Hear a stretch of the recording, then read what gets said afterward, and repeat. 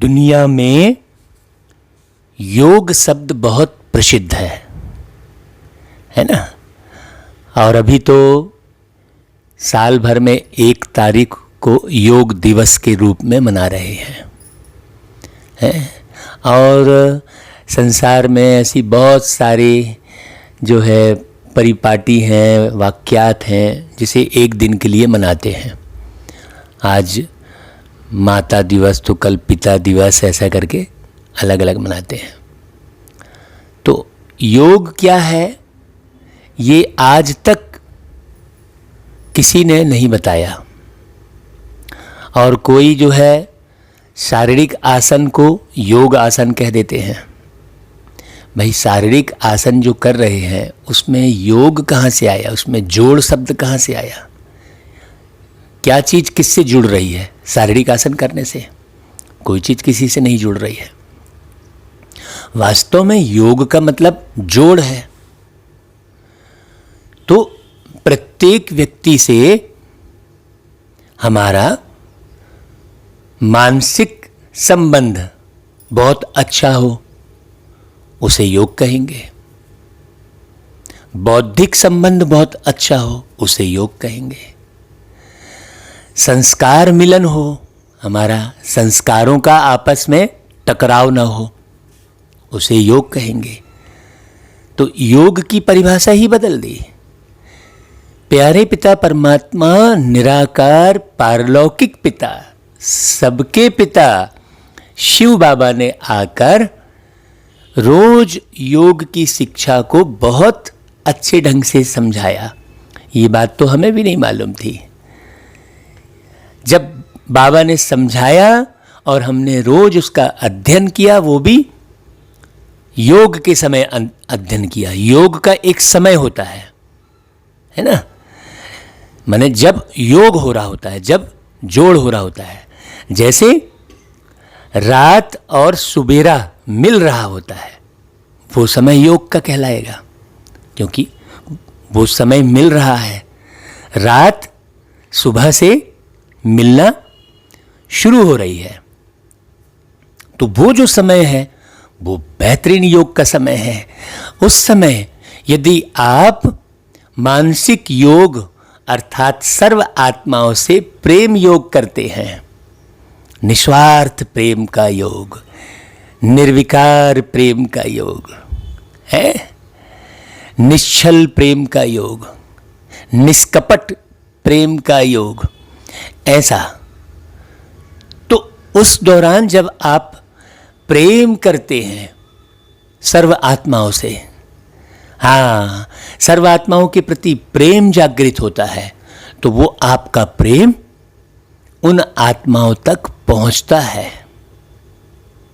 क्योंकि संधि काल का समय है, इसलिए उसे ब्रह्म मुहूर्त भी कहते हैं, अर्थात सारे ब्रह्मांड से संबंध जोड़ने का समय। ठीक है, तो योग का समय भी होता है और योग करने की विधि भी होती है।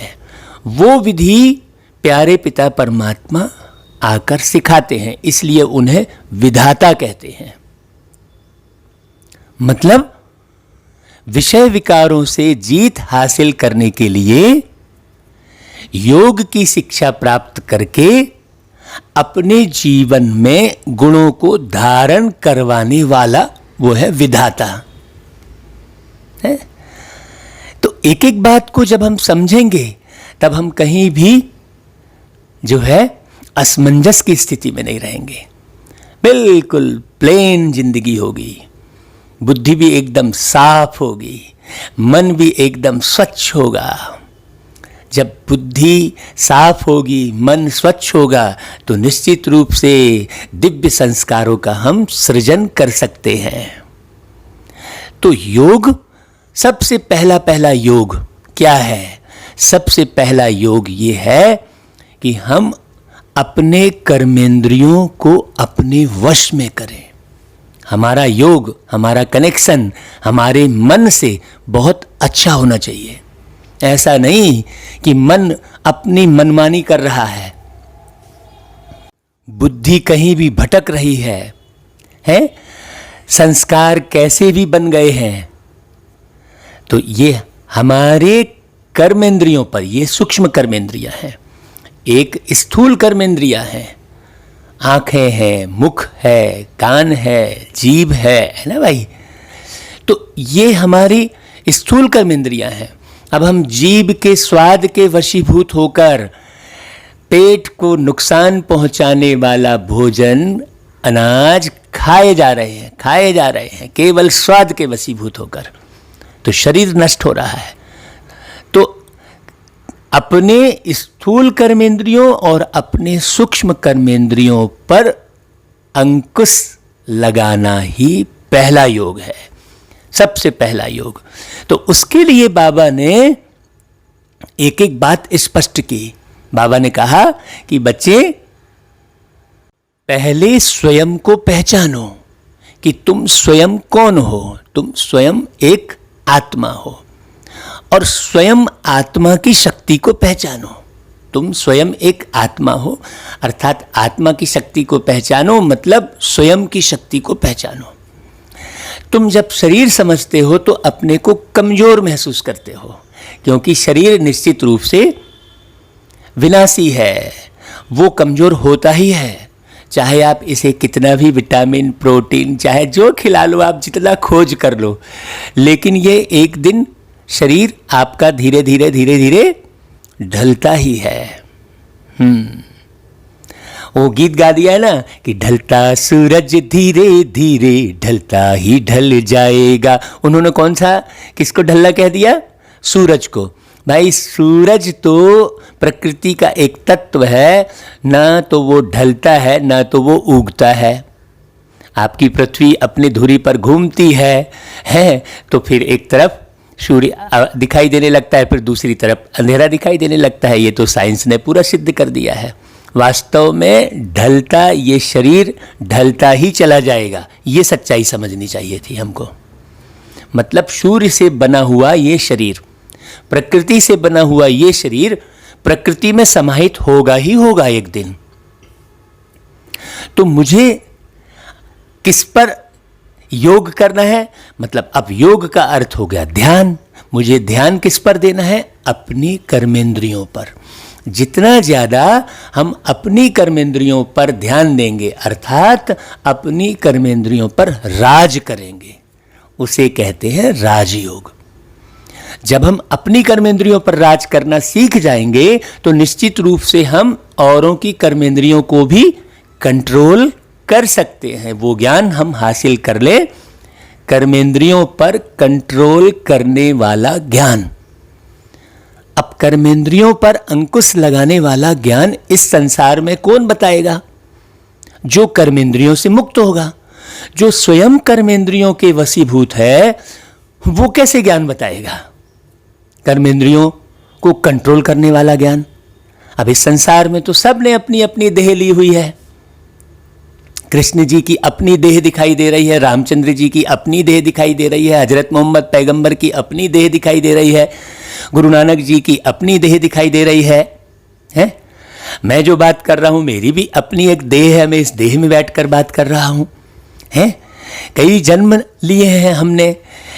तो कर्मेंद्रियों पर जीत हासिल करने की सबसे प्योर शिक्षा देने वाले अशरीरी परमात्मा ही होंगे, जिन्होंने जन्म नहीं लिया होगा, जिनके लिए कहा जाता है अजन्मा, अकाय, है ना। अजन्मा मतलब जो गर्भ में प्रवेश करके जन्म नहीं लेते, जो अकाय हैं, जिनकी अपनी कोई काया नहीं है, जो अयोनिज हैं, जो योनि के बंधन में नहीं बंधते। हम तो योनि मार्ग से इस संसार में आते हैं।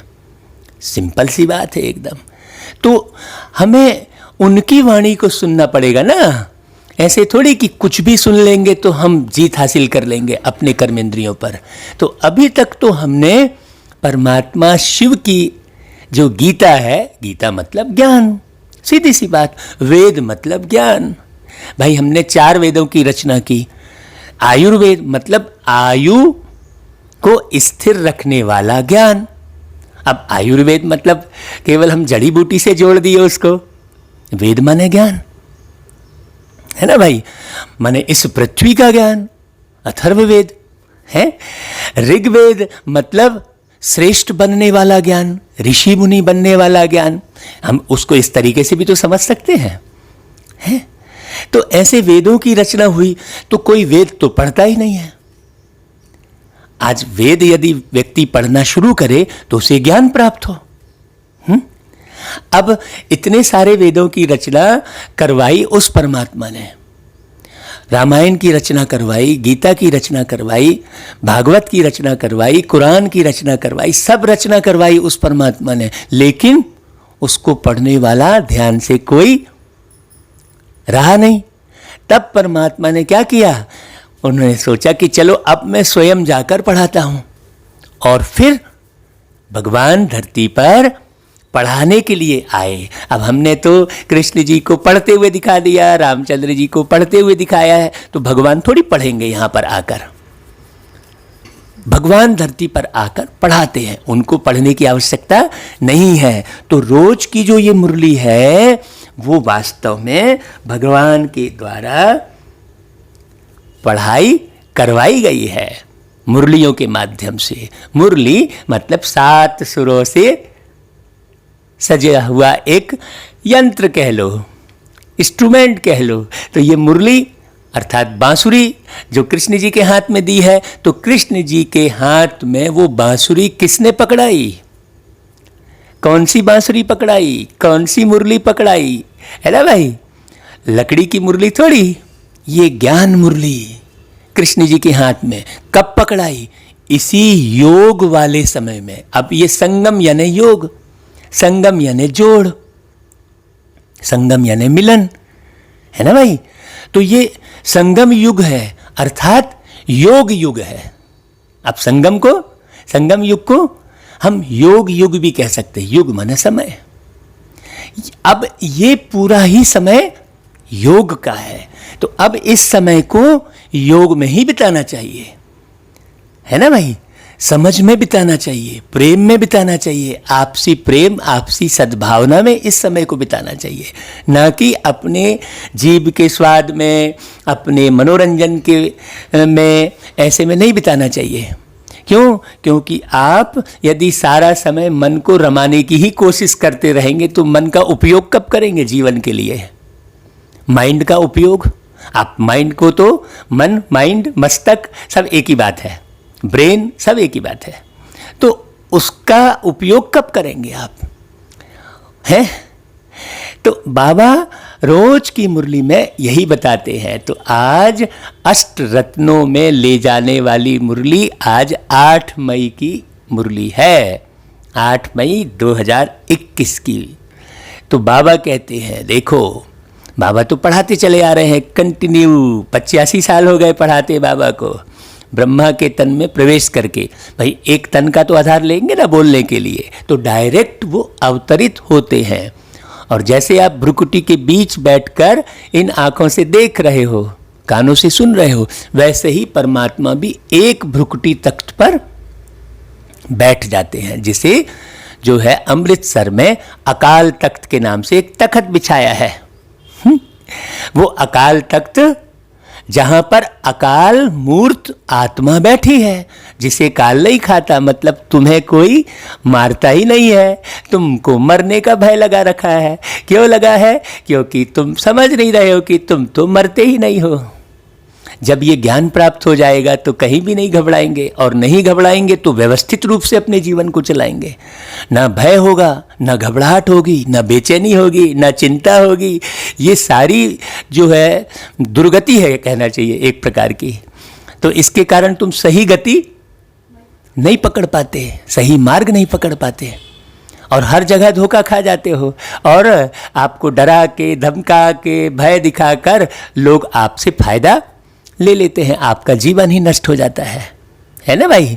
तो इस जीवन को बचाकर चलना कब सीखेंगे आप? जब आप जन्म और मृत्यु के ज्ञान को अच्छे से समझेंगे, है कि नहीं भाई?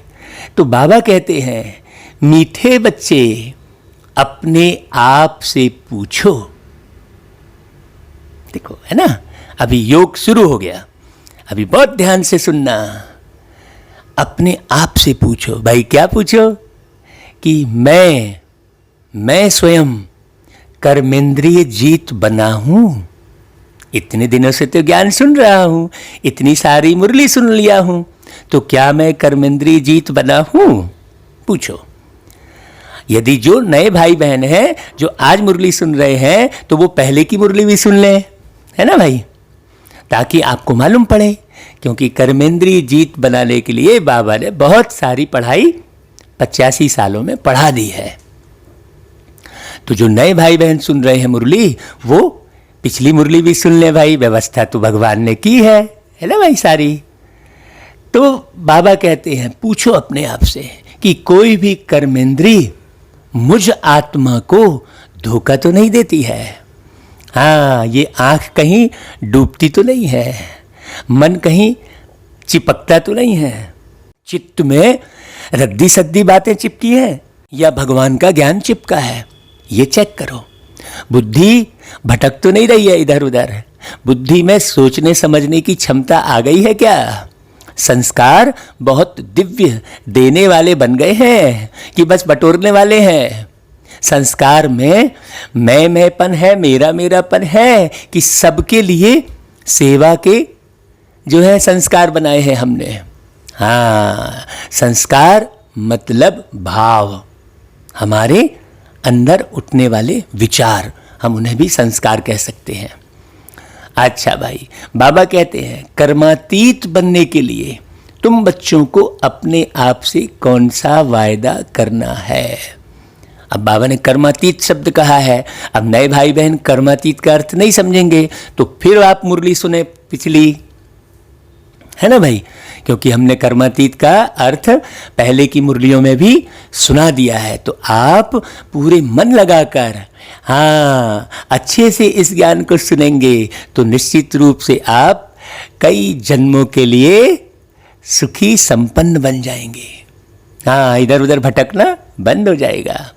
तो बाबा कहते हैं अपने से वायदा करो।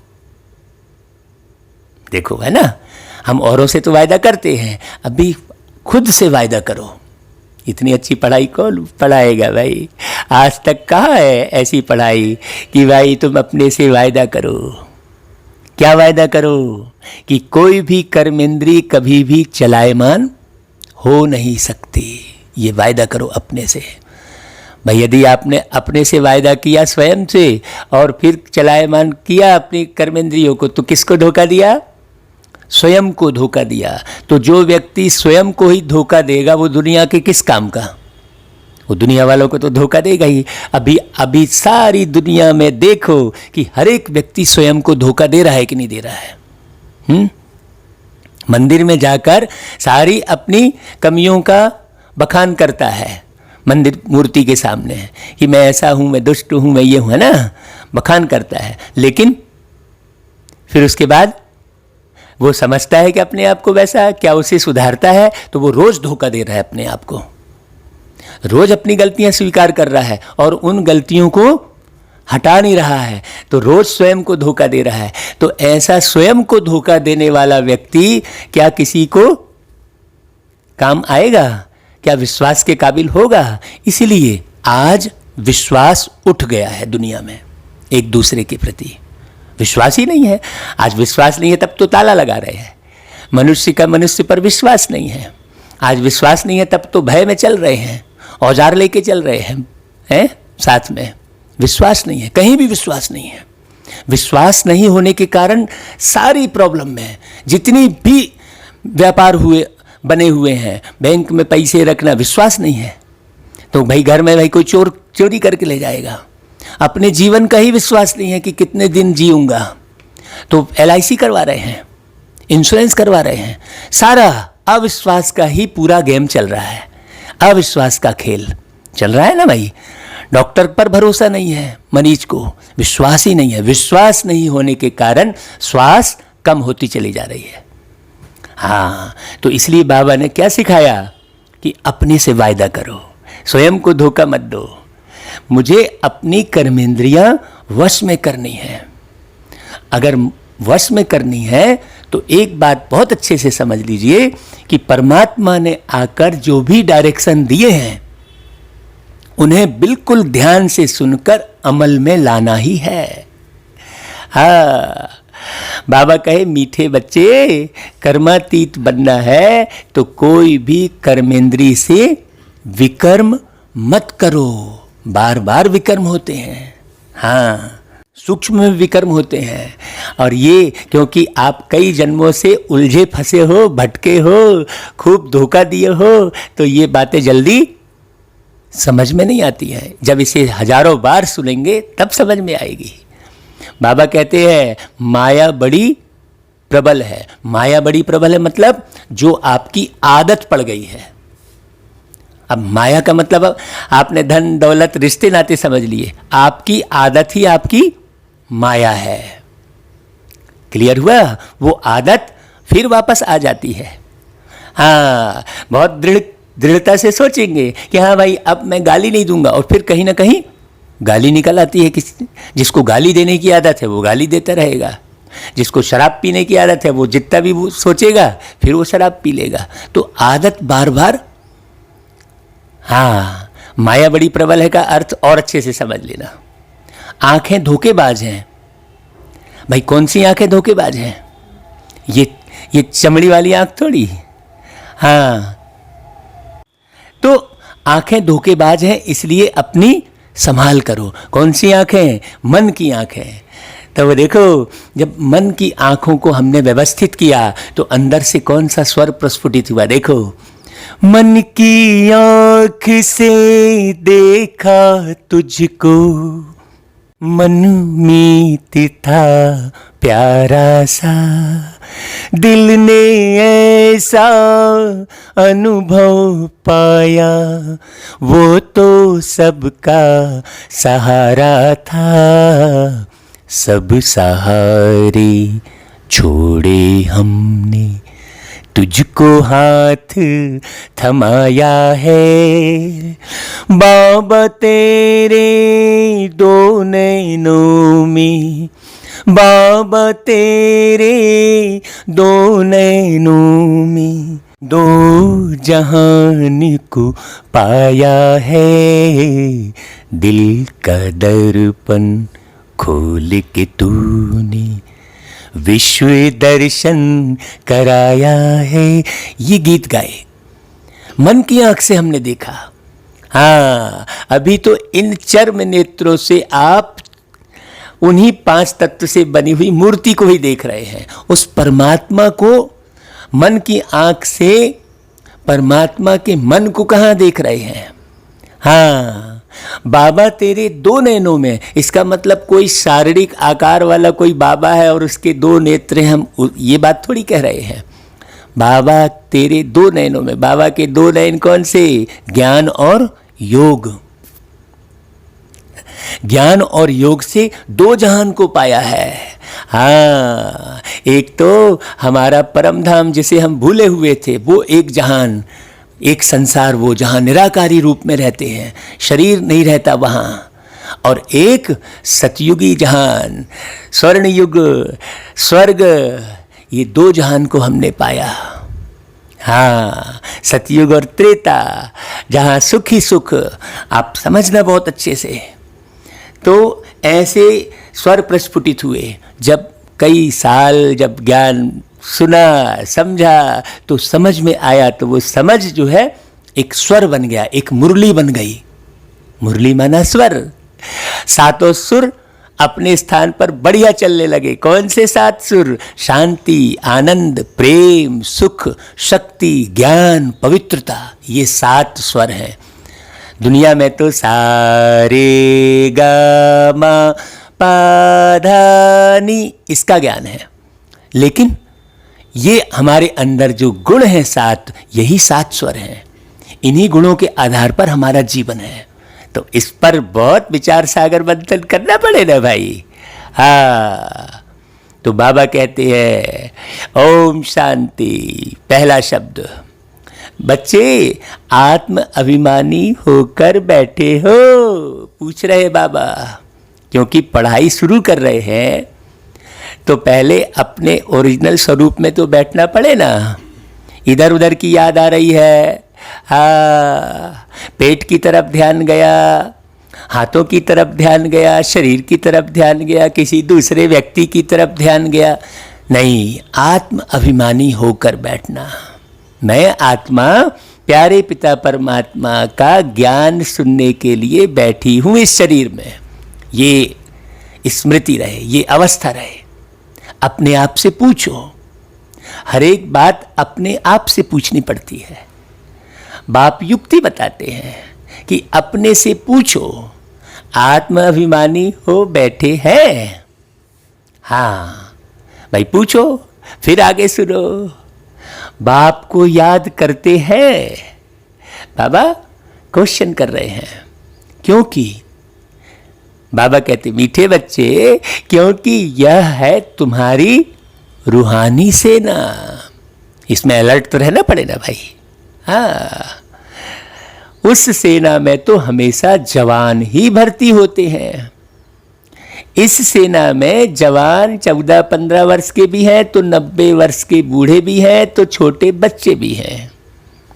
क्योंकि आत्मा की तो कोई उम्र नहीं होती भाई। यह सेना है माया पर जीत पाने के लिए, मतलब अपनी आदतें सुधारने के लिए।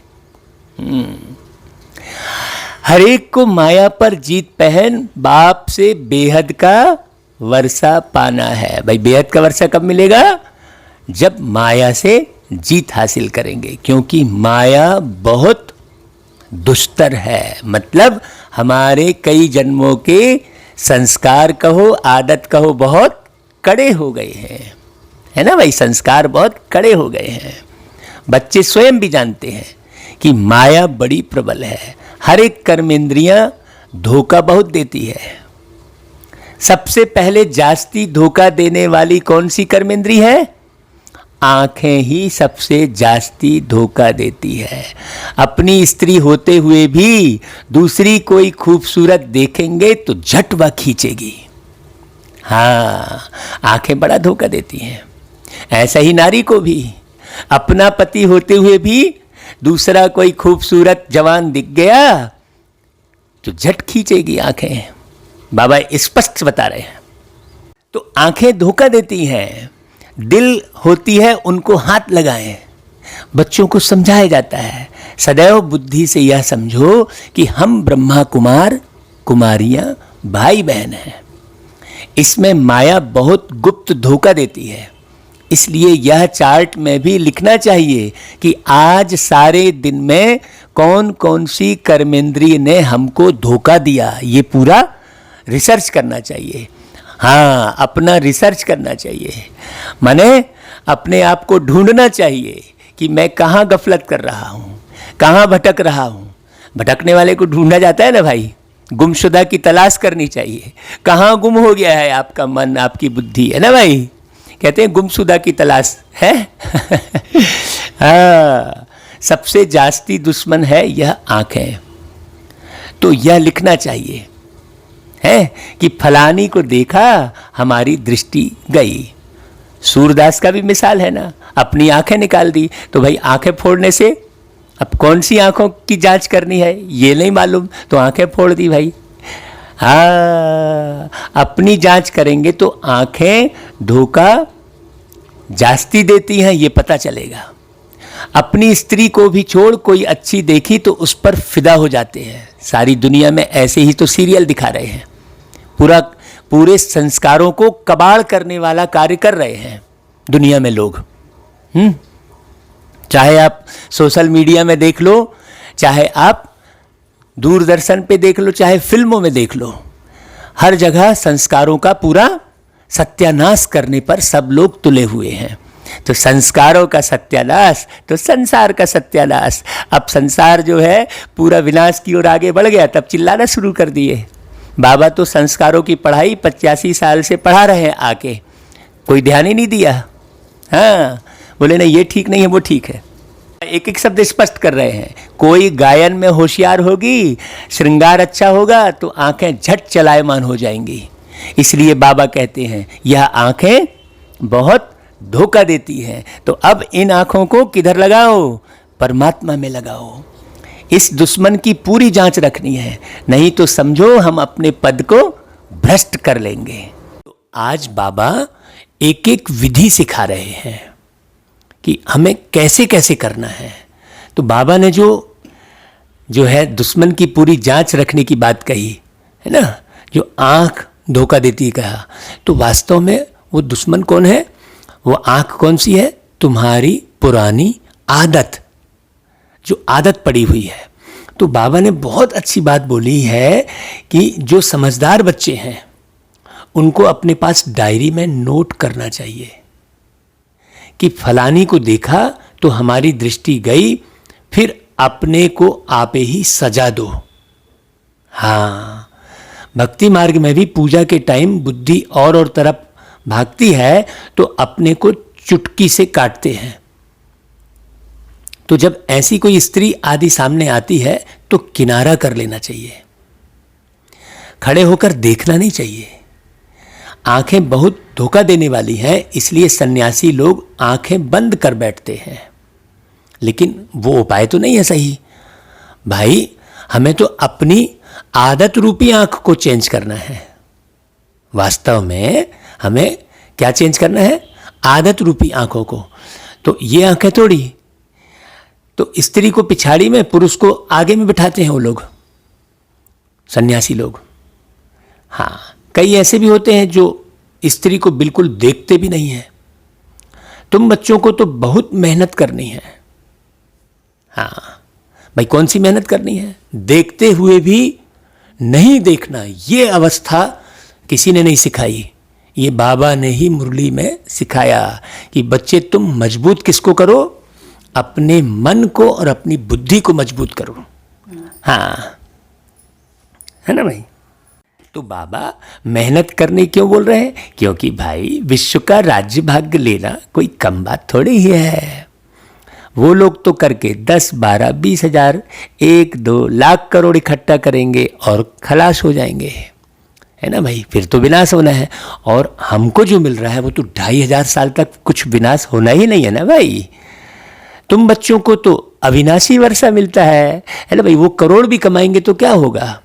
क्योंकि अब बाबा धरती पर आए हैं तो निर्माण करने के बाद तो विनाश कराएंगे ही, ये प्रैक्टिकल में दिख रहा है।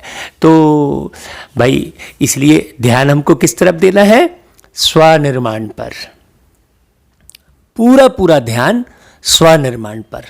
दुनिया में क्या हो रहा है उससे कोई मतलब नहीं रखना है, चाहे अच्छा हो रहा हो, चाहे बुरा हो रहा हो, चाहे कुछ भी हो रहा हो, उस तरफ ध्यान देना ही नहीं है। क्यों? क्योंकि गीत है ना भाई, मिटने वाली इस दुनिया से अब दिल लगाना क्या, है ना भाई वो गीत। तो बाबा कहता है तुम बच्चों को तो सब कुछ प्राप्ति हो जाती है, ऐसी कोई चीज नहीं रहती जिसकी प्राप्ति के लिए तुम्हें माथा मारना पड़े। कलयुग अंत और सतयुग आदि में रात दिन का फर्क है।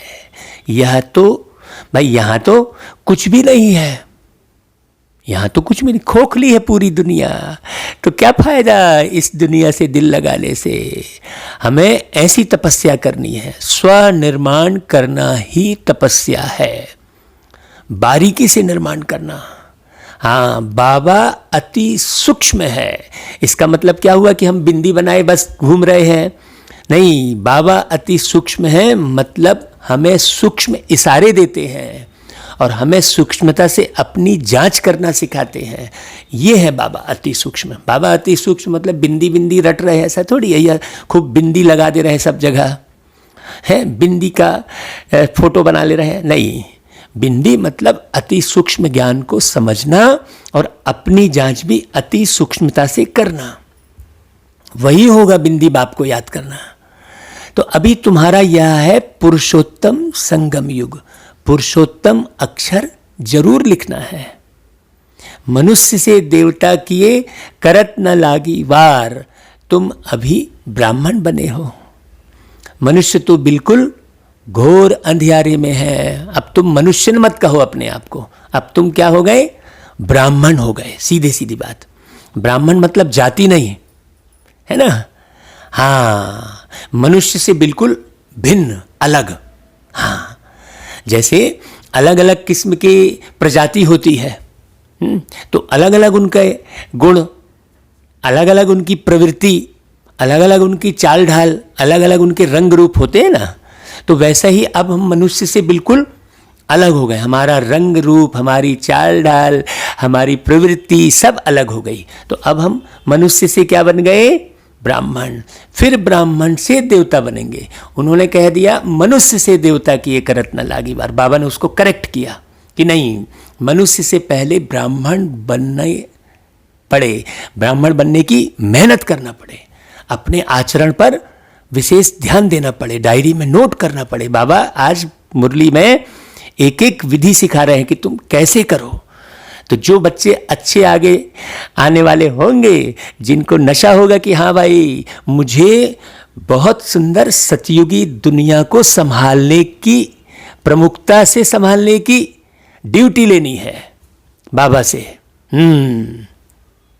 क्योंकि यहाँ तो आप किसी के मान लो राजा बन गए, किसी के मुखिया बन गए तो कोई काम का नहीं, क्योंकि यहाँ तो प्रजा ही सब ऐसी है। बाबा तो प्रजा भी आपको सही बना के दे रहे हैं। बाबा ही दे रहे हैं वास्तव में आपको प्रजा बना के। बाबा कितनी मेहनत कर रहे हैं। आपको तो अशरीरी होने में कितना जो है सोचना पड़ता है, अशरीरी हो ही नहीं पाते हैं, बार बार ध्यान। और बाबा तो अशरीरी ही है। तो बाबा एक एक बच्चों के पास जाके सबके साथ कितनी मेहनत कर रहे हैं। तो इसलिए याद बाबा को करो तो बाबा तुम्हारे सारे कार्य करते हैं। हाँ, बाबा ने कहा भी है कि बच्चे तुम अपनी टोकरी मुझे दे दो। ऐसा बाबा मिलेगा क्या, सोचने की बात है। तो मनुष्य तो बिल्कुल घोर अंधियारे में है। बहुत हैं जो स्वर्ग को देख ना सके, बहुत हैं जो देख ही नहीं सकेंगे। वो बाप कहते हैं बच्चे तुम्हारा धर्म बहुत सुख देने वाला है। बहुत ध्यान से सुनना, एक एक पॉइंट। मनुष्यों को थोड़े ही कुछ पता है? भारतवासी भी भूल गए हैं कि हेवन क्या चीज है। हाँ, बस किताबों में है पैराडाइज हेवन, कोई अपनी दुकान का नाम पैराडाइज लिख डाल देता है, लेकिन पता थोड़ी है उसे। क्रिश्चियन लोग भी खुद कहते हैं हेवन था। इन लक्ष्मी नारायण को गॉड गॉडेस कहते हैं ना भाई लोग, तो जरूर गॉड ही ऐसा बनाएंगे। तो बाप समझाते हैं मेहनत बहुत करनी है।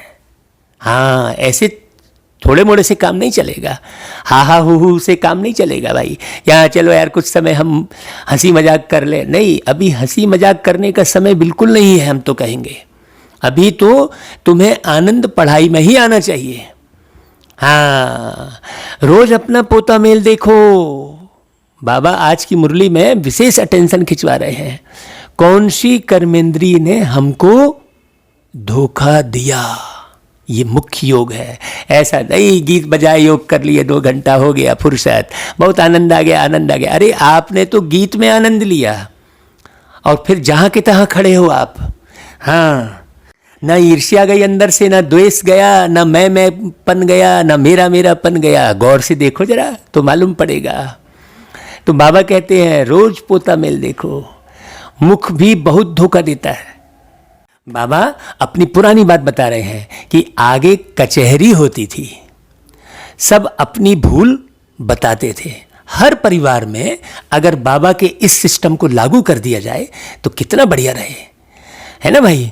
सारे बच्चे बैठ के और अपने सारे दिन का पोता मेल बाप को घर में जो मुखिया है उनको बताए पूरी ईमानदारी से। तो ब्रह्मा बाबा ने जैसे संगठन बनाकर किया, वैसे ही हर घर के मुखिया को अपने घर में बड़े प्रेम से अपने परिवार के सदस्यों के साथ मिलकर मुरली सुननी चाहिए।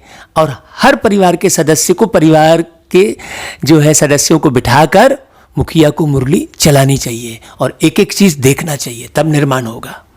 हाँ, है ना भाई। और अगर कोई नहीं चला पा रहा है मुरली, तो बाबा ने देखो मुझे आत्मा को सेवा का अवसर दिया है भाई, तो अर्थ सहित बाबा मुरली चलवा रहे हैं। तो आप पूरे परिवार बैठकर इत्मीनान से इस मुरली को बिल्कुल 1 घंटा पूरे परिवार बैठकर एक साथ सुने और डायरी में नोट कर लें, है ना भाई। और सब अपनी अपनी कमियां अपने घर के मुखिया को बतावें। पहले बाबा जो कचहरी लगाते थे तो सब अपनी भूल बताते थे कि भाई हमने फलानी चीज छिपाकर खा ली। देखो छोटी सी भूल, अच्छे अच्छे बड़े घर की बच्चियां बतला देती हैं, ऐसे ऐसे मायावार करती है। छिपाकर खाना भी चोरी है, सो भी शिव बाबा के यज्ञ की चोरी। तो अभी तो जितने बाबा के बच्चे हैं सबका घर क्या है, शिव बाबा का यज्ञ ही है ना भाई। हर एक अपने घर को सेंटर समझे, बाबा का यज्ञ समझे, है ना, बाबा का घर समझे, तो फिर उसी रीति फॉलो करे। ब्रह्मा बाप को फॉलो करना है, जैसे ब्रह्मा बाप ने किया वैसे ही सबको अपने अपने घर में करना है, तो कितना सुंदर निर्माण होगा। तो बाबा कहते हैं भाई छिपाकर खाना चोरी हो गई, यह तो बहुत खराब है। कख का चोर सो लख का चोर। अभी तो प्रत्येक घर में वासना ने ऐसी जगह बना ली है जो घर में ही घर घूला खेलते हैं बहुत लोग। भाई हमने तो जिंदगी में इतने स्थानों पर हम गए, हमने हर स्थानों पर घर में ही घर घूला खेलते देखा है। तो माया एकदम नाक से पकड़ती है, कहने का अभिप्राय क्या हो गया, मतलब सारी सुंदरता कहां दिखती है, नाक मुंह होठ में दिखती है। इसलिए लक्ष्मण ने क्या काटा, नाक कान काटा। माया नाक से पकड़ती है, मतलब अभिमान आ जाता है, काम वासना आ जाती है ना भाई। ये बड़ी बारीक बात है। बाबा कहते हैं यह आदत बहुत बुरी है। बुरी आदत होगी तो हम क्या बनेंगे। स्वर्ग में जाना कोई बड़ी बात नहीं है, परंतु उसमें फिर मर्तबा भी तो है ना। देखो बाबा की कितनी कशिश है कि बच्चा ऊंच पद पाए, कहां राजा और कहां प्रजा, कितना फर्क है। तो कर्मेंद्रियां भी बहुत धोखा देने वाली है, उनकी संभाल करना चाहिए। हाँ, नहीं तो दुनिया में बस रट लिए नाम भगवान का। यहां तो बाबा स्वयं परमात्मा एक एक बात सिखा रहे हैं। ऊंच पद पाना है तो बाप के डायरेक्शन पर पूरा चलना है। बाप डायरेक्शन देंगे, माया फिर बीच में आकर विघ्न डालेगी। बाप कहते हैं भूलो मत, नहीं तो अंत में बहुत पछताएंगे। हाँ, नापास होने का फिर साक्षात्कार भी होगा, तब कितना लगेगा। हाँ, अभी तुम कहते हो हम नर से नारायण बनेंगे, परंतु अपने से पूछो, अपना पोता मेल निकालो। बहुत है जो मुश्किल समझकर अमल में लाते हैं, बस हाँ किए, मुंडी हिलाए, हाँ बाबा ने आज बहुत अच्छा बोला, और बस उसको फॉरवर्ड मार दिए फटाफट। बाबा बाबा करते रहे, परंतु बाबा कहते हैं इससे तुम्हारी उन्नति ऐसे होने वाली नहीं है। उन्नति कब होगी, जब तुम अमल में लाओगे, तब उन्नति होगी, बहुत उन्नति होगी। सारे दिन का पोता मेल निकालना चाहिए, ऐसे नहीं कि नहीं हमारा तो सब ठीक चल रहा है। नहीं भाई, बाबा जब इशारे दे रहा है कि माया बड़ी दुस्तर है, मतलब जरूर ठीक नहीं चल रहा है। बाबा कहते हैं यह आंखें बहुत धोखा देती हैं, कोई को देखेंगे तो ख्याल आएगा यह तो बहुत अच्छी है, फिर बात करेंगे, दिल होगी, उनको कुछ सौगात दूं या खिलाऊं, वही चिंतन चलता रहेगा। बच्चे समझते हैं इसमें मेहनत बहुत बड़ी है, कर्मेंद्रियां बहुत धोखा देती हैं। हम ऐसे कोई कर्म ना करें जिससे टाइम वेस्ट हो फालतू में। हाँ, नहीं तो भाई अपने ही शौक में टाइम वेस्ट करते हैं बहुत लोग, खाली अपना शौक देख रहे हैं। हाँ, मुझे ये यहाँ जाना है, वहाँ जाना है, ये करना है, वो खाना है, वो घूमना है, ये पहनना है, उससे बातें करना है, उससे बातें करना है। सारा समय कहाँ चला गया, सारा समय निकल गया। बाबा कहते अभी वो समय नहीं है, अभी विलास सामने खड़ा है, रावण राज्य है ना। बाप कहते हैं वहाँ फिर चिंता की कोई बात नहीं होती है। बाबा ऐसी दुनिया बना के दे रहे हैं, हाँ आपको दे रहे हैं ना भाई। असल में क्या है कि लोगों को ज्ञान की तरफ आकर्षण क्यों नहीं है? क्योंकि एक शब्द बुद्धि में भर गया है, अरे मरने के बाद किसने देखा है? आत्मा का ज्ञान नहीं होने के कारण। अरे अभी जो करना है कर लो, कहाँ तुम लफड़े में पड़े हो, ऐसा मेरे को कई लोग बोल देते हैं। मरने के बाद किसने देखा है? अरे ये मरने के बाद ही तो तुम देख रहे हो अभी जो कष्ट पा रहे हो। कहीं ना कहीं तुम मरे हो और फिर आए हो यहाँ, जन्म लिए हो। जन्म लेना ही ये सिद्ध करता है कि कहीं ना कहीं मरे हो। तुम मरने के बाद ही तो देख रहे हो। अभी तुम्हारे जो कमर में दर्द हो रहा है, जो घाव हो रहा है, जो सड़ रहा है, जो कैंसर हो रहा है, जो टीबी हो रहा है, वो मरने के बाद ही तो तुम देख रहे हो। एक जगह से मरे फिर आए, वहां का फल मिल रहा है, ये ज्ञान ही नहीं है। फिर चिल्लाते हो, अरे मेरे को ये फोड़ा क्यों हो गया, अरे मेरे को फलाने ने धोखा क्यों दे दिया। चिल्लाते भी तो हो। और जब जन्म मरण का ज्ञान सुना रहे हैं तो उसे सुनना नहीं है। अगर भगवान का स्मरण नहीं करेंगे सही तरीके से, स्मरण मतलब भगवान के ज्ञान को अपने जीवन में उतारना, ये पूरा स्मरण कहलाएगा। हाँ, यदि भगवान का स्मरण नहीं करेंगे तो मरण सही नहीं होगा, तुम्हारा अपार कष्ट होगा। इसलिए भगवान का अच्छे से स्मरण करना मतलब भगवान के ज्ञान को सुनकर अपने जीवन का निर्माण करना, सीधी सी बात। ऐसा नहीं माला लेके जपना। बाबा कहते हैं भाई ये वहां भी चिंता हो तो फिर नर्क और स्वर्ग में फर्क ही क्या रहे। तुम बच्चे बहुत बहुत ऊंच पद पाने के लिए भगवान से पढ़ते हो। भाई भगवान से पढ़ के यदि हम प्रजा बन गए तो क्या काम का। यदि हम किसी करोड़पति घर में गए और 5 पैसा ले आए तो कौन सी बड़ी बहादुरी है ना भाई। पद्मा पदमपति विश्व का मालिक हमें मिला है तो हमें भी विश्व के मालिक बनने का पुरुषार्थ जरूर करना चाहिए। बाप कहते हैं माया निंदा कराती है, तुमने अपकार किया मैं उपकार करता हूं। बच्चे तुम अगर कुदृष्टि रखेंगे तो अपना ही नुकसान करेंगे। बहुत बड़ी मंजिल है। इसलिए बाबा कहते हैं अपना पोता मेल देखो, कोई विकर्म तो नहीं किया, किसको धोखा तो नहीं दिया। अब विकर्माजीत बनना है। विकर्माजीत के संवत का किसको पता नहीं है सिवाय तुम बच्चों के। बाप ने समझाया है विकर्माजीत को 5000 वर्ष हुए। बाबा देखो कितनी मेहनत कर रहे हैं भाई। देखो एक एक शब्द को समझाने के लिए प्यारे बाबा कितनी मेहनत कर रहे हैं। और हम बच्चे यदि 10% भी ना बने तो धिक्कार है हमारे जीवन पर। सच बता रहा हूं, वाकई में बाबा आप कितनी मेहनत कर रहे हो मीठे बाबा। बाबा कहते हैं 5000 वर्ष हुए फिर विकर्म करते हैं तो वाम मार्ग में जाते हैं। कर्म अकर्म विकर्म अक्षर तो है ना भाई। करते हैं तो अक्षर बनते हैं, जो जैसा करता है तो फिर अक्षर बनते हैं। हाँ, सतयुग में विकार होते नहीं तो विकर्म भी कोई बनता नहीं, मतलब विकार से ही विकर्म हो रहे हैं। यह भी तुम जानते हो क्योंकि तुमको ज्ञान का तीसरा नेत्र मिला है। हाँ भाई, तुम गंदगी को कितना भी ढांकोगे तो वो कभी भी आंधी चल के वो ढका हुआ उठ जाएगा और बदबू फैल जाएगी। इसीलिए बाबा कह रहा है बार बार पोता मेल चेक करो और लिख कर बताओ। अगर ढांक के बैठोगे तो विनाश के समय क्या होगा, सारा खुल के आ जाएगा और बदबू पूरी फैलेगी। तो वो बदबू किसको मिलेगी, जो ढांक के रखा है उसी को पहले बदबू मिलेगी ना भाई। बड़ी समझने की बात है। तो ढांको मत। हाँ, बाबा देखो बता रहे हैं कि भाई सतयुग में कोई विकार होता नहीं तो विकर्म नहीं बनता। यह भी तुम जानते हो क्योंकि तुमको ज्ञान का तीसरा नेत्र मिला है।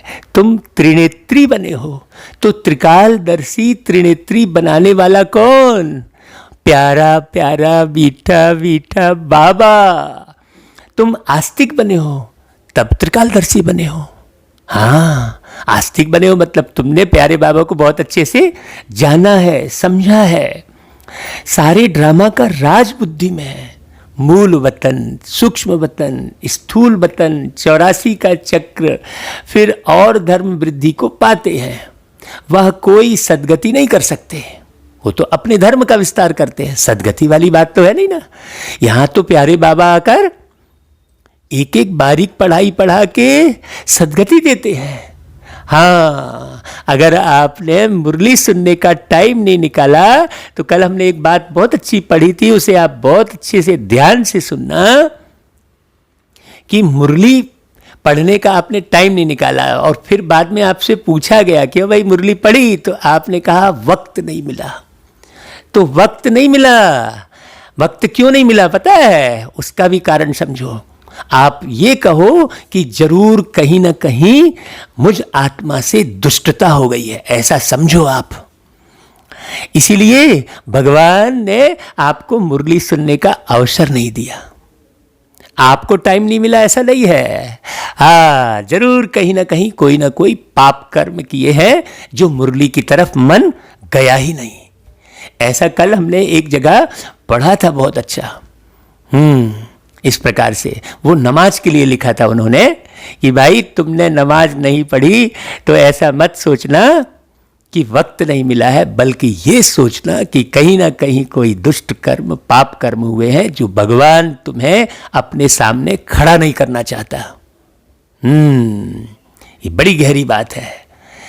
लेकिन यहां ऐसी बात नहीं है, बाबा के साथ ऐसी बात नहीं है। बाबा कहते हैं तुम जितने भी भूल कर रहे हो बस लिख के समझो और चेंज करो, और मैं तुम्हें मुरली सुनाऊंगा ही सुनाऊंगा, तुम चाहे कैसे भी हो। अब तुम नहीं सुन रहे हो तो ये तुम्हारी भूल है। ये दोनों बातें समझने की है। बाबा कहते हैं कि भाई देखो 84 का चक्र लगाया, फिर धर्म वृद्धि को, वह कोई सदगति नहीं कर सकते, उनको गुरु भी नहीं कह सकते हैं, है ना भाई।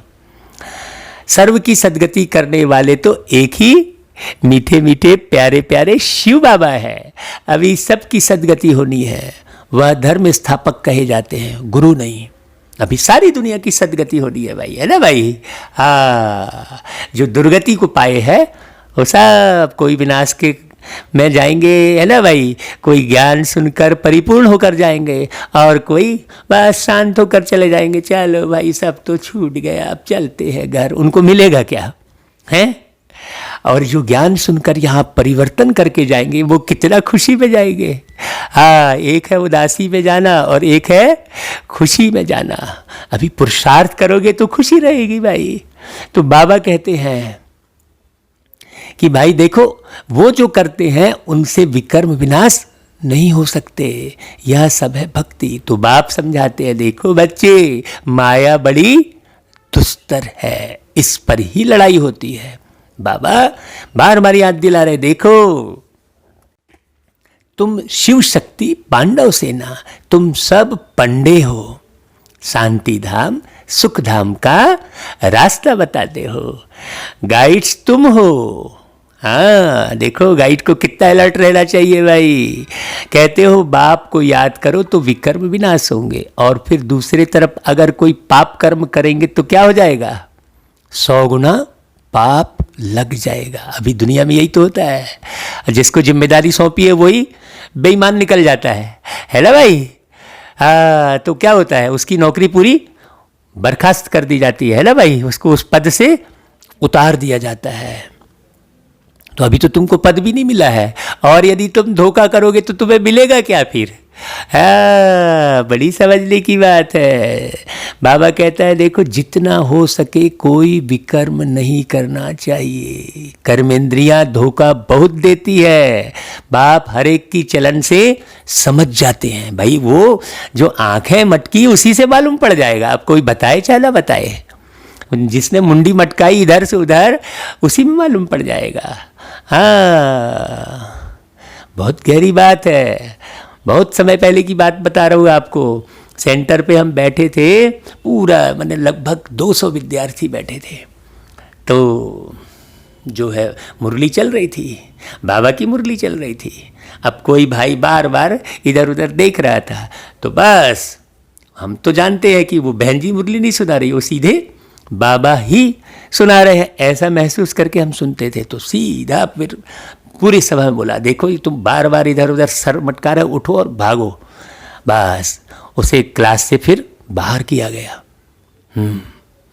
तो ऐसा ही प्यारे बाबा, हाँ भाई, क्लास में तो एक छोटा सा डेमो है समझ लो, ऐसा ही बेहद में होगा, बाहर हो जाएंगे सब। हाँ, अंतिम पढ़ाई और अंतिम परीक्षा का समय अभी चल रहा है, इसलिए अटेंशन प्लीज बाबा कहते हैं। तो बिल्कुल ध्यान रखो, कोई भी जो है विकर्म ना हो।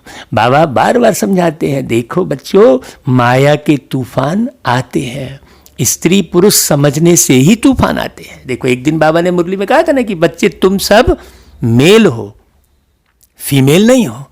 तो एक एक बात समझने की जरूरत है। तो मूल बात, स्त्री पुरुष समझने से ही तूफान आते हैं। तो इन आंखों पर कितना कब्जा रखना चाहिए। हाँ, अभी हम इधर उधर कब्जा करने का सोचते हैं, अधिकार जमाते हैं, ये मेरा बेटा वो मेरा, अब उसी में फंसे हुए हैं। कभी मोह के वशीभूत होकर फंसे हैं, तो कभी अधिकार जमाने पड़े हुए हैं, मेरा बेटा ऐसा कर रहा है। अरे भाई, तुम कब्जा किधर जमाओ, अधिकार किधर जमाओ? अपने इन मन की आंखों पर, आदत की आंखों पर। आंखें कई प्रकार की हैं आपके अंदर में, बारीकियां समझो अच्छे से। भाई हम तो शिव बाबा के बच्चे हैं, बाप से अंजाम कर राखी भी बांधते हैं, है ना भाई, फिर भी माया धोखा दे देती है, फिर छूट नहीं सकते हैं। हाँ, दिखावे के लिए राखी बांधी, हाँ, बहुत गड़बड़ गड़बड़ करते हैं दुनिया में, कहेंगे दीदी दीदी और नजर रहेगी बीबी बीबी, है ऐसा करते हैं। बहुत बहुत गंदगी है भाई दुनिया में। हमको तो भाई इस दुनिया से पूरी जो है नफरत हो चुकी है भाई, हम आपको सच बताएं। क्यों? क्योंकि बहुत अनुभव किया, बाबा ने सारी दुनिया घुमाई, खूब देखा हमने। बाबा की मुरली के अलावा दूसरा कुछ भी सच्चा नहीं है। हाँ, बाबा की मुरली, बाबा का मधुबन। हाँ, बाबा कहते हैं कि भाई कर्मेंद्रियां जब वश हो तब कर्मातीत अवस्था हो सके ना, है? कहना तो सहज है कि हम लक्ष्मी नारायण बनेंगे, परंतु समझ भी चाहिए ना। हाँ, बाप कहते हैं डायरेक्शन पर अमल करो, बाबा बाबा करते रहो। बाबा से हम पूरा वर्षा लेंगे। और कैसा बाबा? ऐसा थोड़ी दिखावटी बाबा और अंदर वो कहते हैं ना, राम नाम जपना पराया माल अपना, वो गीत था ना भाई। तो ऐसा भी ना हो कि दे दे बाबा के नाम पर, हाँ, और बस अपनी ही सुख सुविधा बटोरे जा रहे हैं। हाँ भाई, साधारण जीवन के बदले हम बड़े बड़े बन गए, बढ़िया, तो देखो बड़े बड़े संत बन गए, वो बोले बस हम एसी में ही जाएंगे। हाँ, उनकी कई बड़ी फीस, 50 लाख फीस, 40 लाख रुपए फीस, भगवान की कथा सुनाने के लिए। ओ बाबा, वो निर्माण कर रहे हैं कि धन कमा रहे हैं? सोचने की बात है।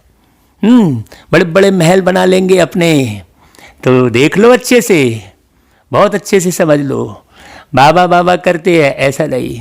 बाबा कहते हैं देखो, मेरे जैसा टीचर कभी भी कहाँ भी नहीं मिलेगा। भाई बाबा का तो अशरीरी है मेरा मीठा बाबा। कितना मीठा बाबा। इन सब बातों को देवताएं भी नहीं जानते, तो पिछाड़ी के धर्म वाले फिर कैसे जान सकते हैं? सोचने की बात है। जो संगम युग से करंट में, बिल्कुल वर्तमान में संगम युग से बदल के देवता बने हैं, जब उनको नहीं मालूम है तो बाद में और जो धर्म आएंगे उनको कहाँ से मालूम होगा भाई भगवान के बारे में? सोचने की बात है। वो तो ये गए और ये भूले। तो अभी कितना मजबूत बनना चाहिए भाई। देखो बाबा की एक एक बात कितनी समझने की है ना भाई। हाँ, जब देवता ही नहीं जानते, है ना भाई। हाँ, बाबा कहते हैं मैं कुछ कहूँ तो भी समझो, यह शिव बाबा कहते हैं। अगर ब्रह्मा बाबा बोले तो ऐसे मत समझो कि यह दादा कहते हैं, यह तो मेरा रथ है।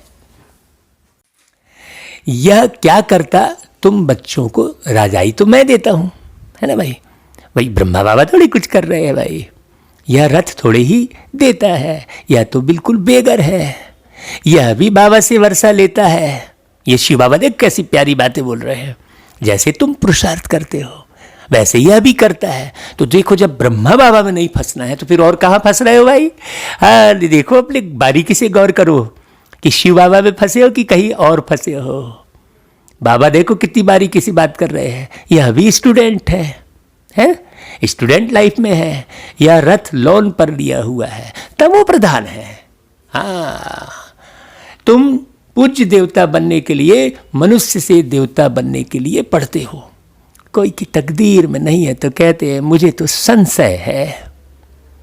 शिव बाबा कैसे आकर पढ़ाते हैं, मुझे तो समझ में नहीं आता। ऐसा? हाँ, तकदीर किसकी खराब हो रही है? जो विषय विकारों में पड़ा ही हुआ है। वो क्या तदबीर सीखेगा? तदबीर वही सीख पाएगा जो विषय विकारों से मुक्त होगा, तभी वो तकदीर बना पाएगा। तो बाबा तकदीर शब्द आप उपयोग करते इसलिए बाबा को करना पड़ रहा है, बाकी तदबीर से ही तकदीर बनती है। और बाबा एक एक तदबीर सिखाते हैं। राजाओं को देखो कितनी दासियां होती हैं, भाई यह तो राजाई स्थापन हो रही है। तुमने अगर बाबा की याद करके विकर्म विनाश नहीं किए तो पूरी सजा खानी पड़ेगी, बाबा स्पष्ट कह रहे हैं। हाँ, बाबा तो राजाओं के कनेक्शन में आए हुए हैं, दासियां दहेज में देते हैं। ब्रह्मा बाबा का तो अनुभव है भाई, यहाँ ही इतनी दासियां हैं तो सतयुग में कितनी होंगी, सोचने की बात है। यह भी राजधानी स्थापन हो रही है। बाबा जानते हैं क्या क्या कर रहे हैं, हर एक के पोता मेल से बाबा बता सकते हैं। सुनाने वाले तो बहुत मिलेंगे, लेकिन एक्यूरेट धारण करके सुनाने वाले कोटों में कोई होंगे, और उनकी वाणी में ही कशिश होगी। हाँ, तड़फ होगी उनकी वाणी में। जो धारण करके सुना रहे होंगे ना, उनका बाबा बोलना और जो यूं ही बाबा बोलते हैं उस बोल में फर्क होगा, उस दृष्टि में फर्क होगी। बहुत ध्यान से समझना भाई। तो बाबा जानते हैं क्या क्या कर रहे हैं, हर एक के पोता मेल से बाबा बता सकते हैं इस समय मर जाएं तो क्या बनेंगे। कर्मातीत अवस्था को पिछाड़ी में सब नंबरवार पाते हैं। यह है कमाई। कमाई में मनुष्य कितना बिजी रहते हैं, खाना खाते रहेंगे, टेलीफोन कान पर होगा, बाबा बहुत अच्छे इशारे दे रहे हैं। हाँ, ऐसे आदमी तो ज्ञान उठा ना सके। यहाँ गरीब साधारण ही आते हैं जो सब बात से फ्री है। हाँ, नहीं तो अरे अभी मैं ये कर लेता हूँ फिर सुनूंगा मुरली, अभी वो कर लेता हूँ, सारा दिन निकल जाएगा, आपको मुरली सुनने का टाइम ही नहीं मिलेगा। और जब मुरली सुनने का ही टाइम नहीं मिलेगा तो फिर करने का कहाँ से टाइम मिलेगा? सोचने की बात है। तो यह कमाई है। हाँ, इसमें बहुत सावधानी बरतनी पड़े। साहूकार लोग तो कहेंगे फुर्सत कहाँ, अरे सिर्फ बाप को याद करो तो विकर्म विनाश हो जाए। तो बाबा मीठे मीठे बच्चों को बार बार समझाते हैं, हर एक को यह पैगाम देना है जो ऐसा कोई ना कहे कि हमको क्या पता शिव बाबा आया हुआ है। इसलिए ओ मेरे मीठे मीठे प्यारे प्यारे भाइयों बहनों, अभी जितने लोग भी आप मुरली सुन रहे हैं, ये मुरली सुनने वालों की संख्या बढ़ाइए। आप कशिश लाकर सबको ये मुरली भेजिए भाई, आपसे करबद्ध प्रार्थना है। हाँ, आपसे हाथ जोड़कर विनती है, ये मुरली आप भेजिए बहुत लोगों को। बाबा कहते हैं देखो हर एक को पैगाम देना है, बस सारा दिन बाबा बाबा ही कहते रहो। कई बच्चियां बहुत याद करती हैं, शिव बाबा कहने से ही कई बच्चों को प्रेम के आंसू आ जाते हैं। कब जाकर मिलेंगे, देखा नहीं है तो भी तड़पती रहती है, और देखे हुए फिर मानते नहीं। हाँ भाई, हमने तो बाबा से कितनी बार मिले, मधुबन में प्यारे बाबा हमसे मिले थे, भरे हृदय से कई बार हो, आज भी मीठे बाबा हमसे है मिलते, दिल में आके कई बार हो। तो मैं कितना भाग्यशाली, बाबा की मुरली पढ़ते पढ़ते ये मुरली धुंधला दिखने लगी, आंख में प्रेम के आंसू भर आए। हाँ, बड़ी कशिश होती है।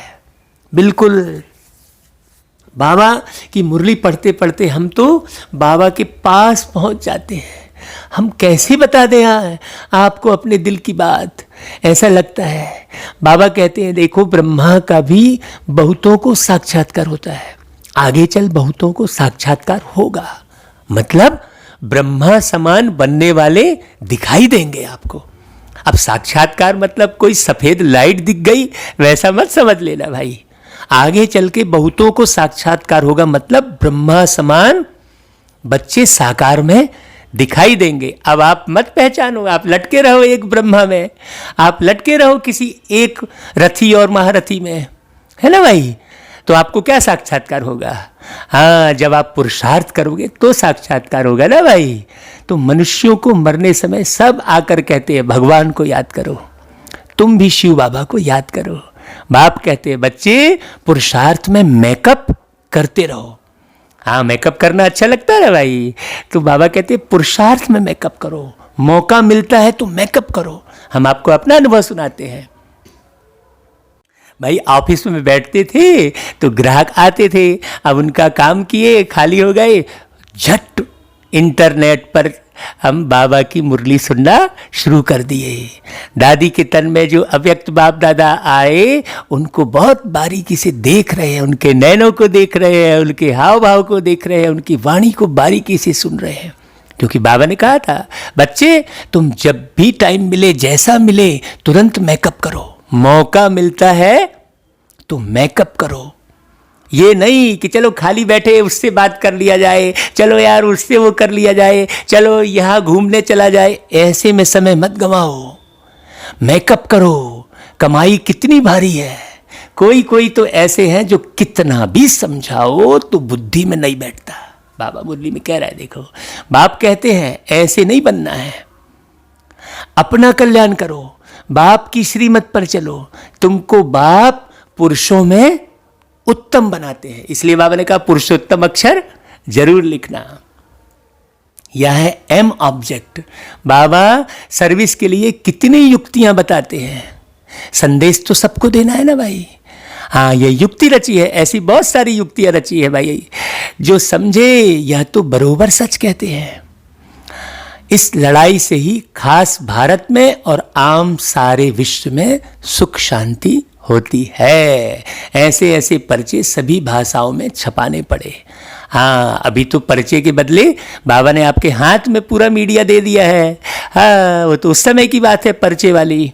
भारत कितना बड़ा है, आप कहाँ तक मैनेज करोगे? अभी भाई यूट्यूब पर डाल दिया तो विदेश में भी बच्चा बैठकर तुरंत देख रहा है, सेकंड में पहुंच गया।